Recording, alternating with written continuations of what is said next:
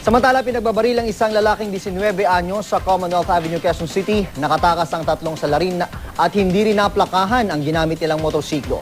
Ang mainit na balita atin ni Buwan Aquino. Nakahandusay at wala ng buhay ang lalaking ito dahil sa tama ng bala ng datna ng GMA News Team kaninang hating gabi sa Riverside, Commonwealth Avenue, Quezon City. Kwento ng isang saksing itinago natin sa pangalang Richard. Magkasalubong sila ng biktima nang biglang huminto ang isang motorsiklo sa kanilang tapat, sakay ang tatlong lalaki. Pag ganun po ako, siya pag ganun. Ngayon may umaharurot na motor. May umaharurot pong motor.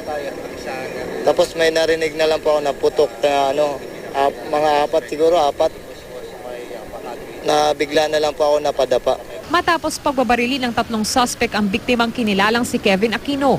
Tumakas sa mga ito sakay ng kanilang motorsiklo.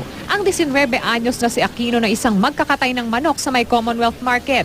Nagtamo ng 4 na tama ng bala ng di pa malamang kalibre ng baril sa ulo, leeg at dibdib.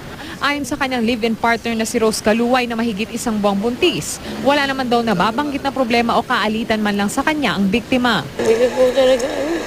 Hindi muna nagpaunlak ng interview sa media ang mga investigador habang patuloy pa raw nilang iniimbestigahan ang kaso. Buwan Aquino, GMA News.